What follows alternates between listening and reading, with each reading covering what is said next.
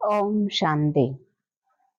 आजच्या मुरलीची तारीख आहे 6/5/2025. बाबा सांगतात, माझ्या गोड मुलांनो, तुम्ही आता बाबांच्या आठवणीत राहण्याची मेहनत करा, तर तुम्ही पावन बनत जाल. पावन बनला तरच तुम्ही घरी जाऊ शकाल. हे बुद्धीत ठेवा की बाबा या ठिकाणी येऊन मला रोज शिकवत आहे. बाबा प्रश्न विचारतात, तुम्हाला कोणता संदेश सर्वांना द्यायचा आहे? तर बाबा सांगतात की बाबा धर्तीवर आलेले आहे, सर्वांना पावन बनवत आहे, समोर येऊन शिकवत आहे आणि बाबा घरी जाण्याचा रस्ता सर्वांना दाखवत आहे. हा परिचय तुम्हाला सर्वांना द्यायचा आहे.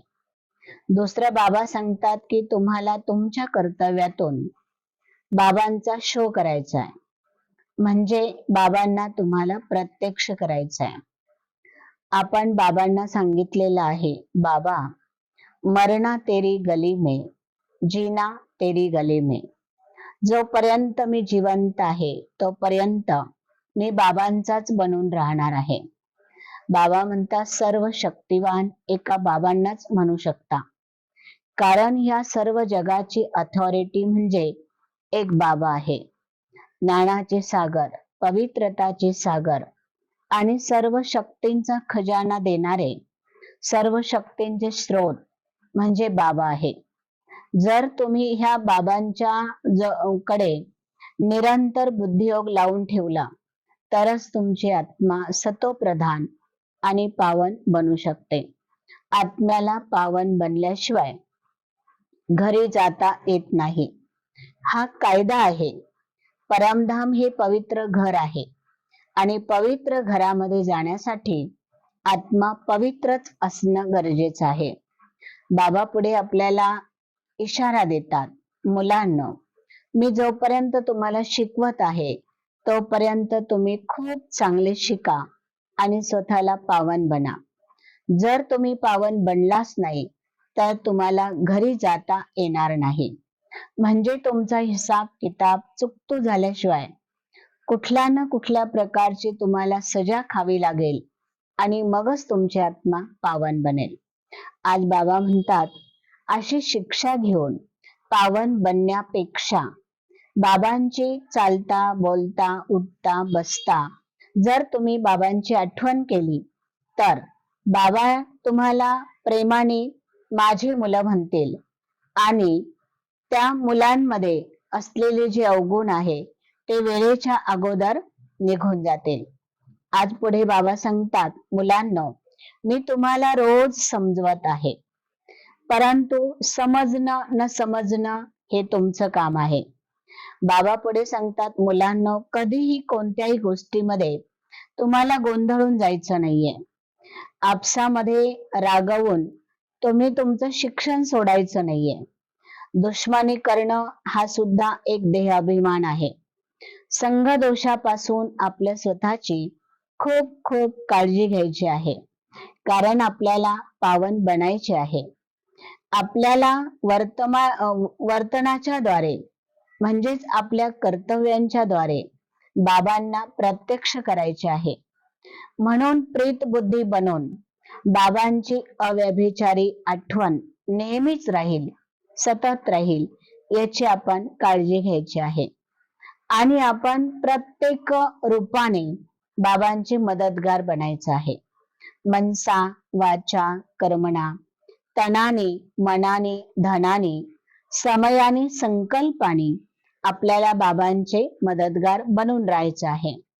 बाबा म्हणतात, न्यारे आणि प्यारे राहण्याच्या रहस्याला जाणून घेणारे तुम्ही राजी आहात, म्हणजे तुम्ही राजयुक्त होऊन काम करणारे आहात. जे मुलं प्रवृत्तीमध्ये राहत असताना न्यारे आणि प्यारे बनण्याचा पुरुषार्थ करतात, रहस्याला जाणतात, ते नेहमी प्रत्येक गोष्ट कोणत्याही रूपात आली तरी त्या रहस्याला जाणतात, म्हणजे ते राजी राहतात. कधीही त्यांच्या मनामध्ये उलटे सुलटे प्रश्न येत नाही. हे का, हे कसं, हे केव्हा, हे कधी नाही. तर जे पण समोर येतं त्याच्यावर ते राजी राहतात. हे होणारच होतं, हे घडलेलंच होतं, याला आपण पास केलेलंच होतं, त्या गोष्टीला ते स्वीकार करतात. बाबा म्हणतात म्हणून जी झालेली गोष्ट आहे ती एकदा 5,000 वर्षापूर्वी सुद्धा झालेली आहे. म्हणून तुम्हाला आज कोणत्याही प्रकारची काळजी करण्याची गरज नाही. तुम्ही वकिलकी करू नका. बाबा म्हणतात जज बनण्याची आज तुम्हाला गरज नाही. तुम्ही सेवेद्वारा आशीर्वाद मिळवता आणि आशीर्वादच खरोखर तंदुरुस्त शक्तिशाली राहण्याचा आधार आहे. बाबा पुढे सांगतात ज्याप्रमाणे स्थूल शरीरामध्ये विशेष श्वास चालणं आवश्यक असतं, तसं ब्राह्मण जीवनामध्ये सुद्धा सेवा करणं हा ब्राह्मण जीवनाचा श्वास आहे. जर सेवा नसेल तर ब्राह्मण जीवन नाही. पवित्रता 21 जन्माचं प्रारब्धाचा आधार आहे. परमात्म्याच्या मिलनाचा आधार सुद्धा पवित्र बुद्धी आहे आणि संगम युगाची सर्व प्राप्तीचा आधार देखील पवित्रता आहे. पवित्रतेची पर्सनॅलिटी आणि रॉयल्टी ही सुद्धा पवित्रतेच्या आधारावरच मिळत असते. पवित्रता हा ब्राह्मणाचा शृंगार आहे. पवित्रता हा आपल्या सर्वांच्या जीवनाचा पाया आहे. पवित्रता ही सुख शांतीची जननी आहे. ब्राह्मण जीवनाचा शृंगार आहे. म्हणून पवित्रतेला खूप खूप मोठा मान आहे. पवित्रताच्या आधारेच बाबा सांगतात तुमची पूजा आणि गायन सुद्धा होत असतं. म्हणून बाबांना नेहमी वचन द्या, पवित्र बना आणि योगी बना. बाबा तर सांगतात बना. आता आपल्याला बाबांना बनवून दाखवायचं आहे. ओम शांती.